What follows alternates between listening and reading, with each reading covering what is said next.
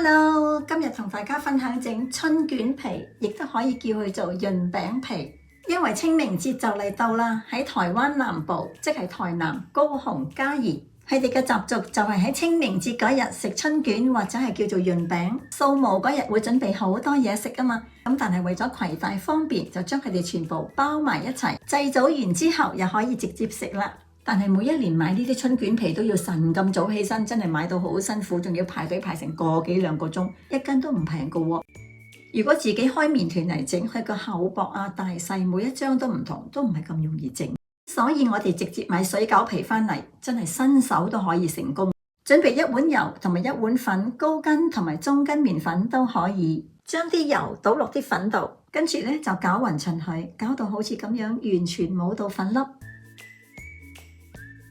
俾啲油搽一搽呢度先，跟住咧就每一塊水餃皮都要俾啲油搽勻勻佢。每一塊俾啲油，佢中間就唔會話黐埋一齊啦。每一張都要搽勻勻，重疊上去。每一次都係疊佢10張8張到，握扁佢，再硬開佢。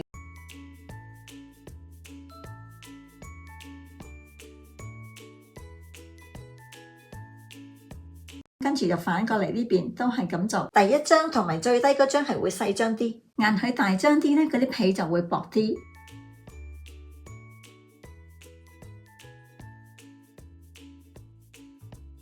如果你係完美主義嘅話，就揾個圓碟咁吸落去，將啲橫邊攞晒出嚟，咁就夠晒圓噶啦。我覺得自己食咧就冇所謂啦。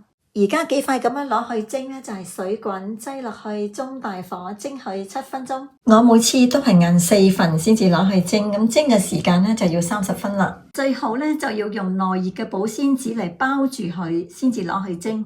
係咁做咧就唔會驚話啲倒汗水滴落去，滴到係會有幾張係唔要得㗎喎。跟住咧就吉幾個窿俾佢透氣。蒸好咗咧就要趁熱搣，係比較好搣㗎，唔使心急，慢慢咁樣搣，幾薄。好軟，好有彈性，